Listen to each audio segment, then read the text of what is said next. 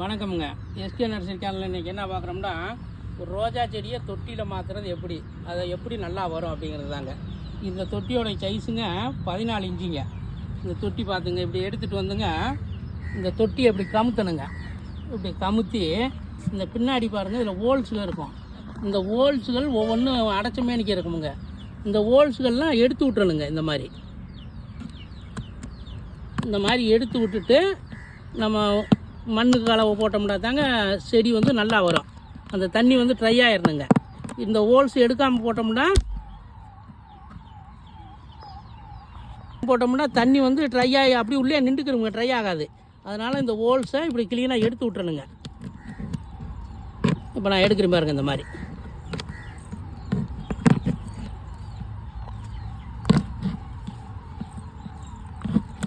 எல்லா ஹோல்ஸையுமே எடுத்துடணுங்க. அப்போ எல்லா ஹோல்ஸ்லையும் நம்ம ஊற்றுற தண்ணி தேவைக்கு போக மீத வெளில வந்துடுங்க.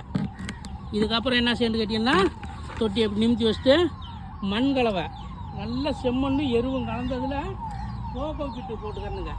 கோகோ பிட்டு தேங்காய் நார் போட்டுட்டு இந்த மண் கலவையை வந்துங்க நல்லா கோகோ பிட்டு செம்மண் எருவு இது 3 கலந்துங்க இந்த மாதிரி போடணுங்க. போட்டு ஒரு அரை தொட்டிக்கு போடணுங்க.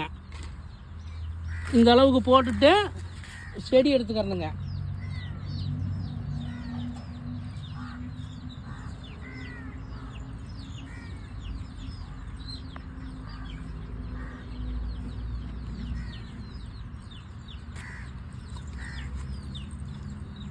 இப்படி செடி எடுத்துகிட்டு வந்துங்க, இந்த செடியை வந்து இந்த கவரை இப்படி கிழிச்சு எடுத்துடணுங்க. எடுத்துட்டு இந்த கவர் லாஸ்ட்டாக இருக்குமுங்க, லேசாக இப்படி உடச்சி விட்டுக்கிறணுங்க. லைட்டாக உடச்சி விட்டு இப்படி சென்டராக வைக்கணுங்க. வச்சுட்டு மண் புல் பண்ணிடுறதுங்க.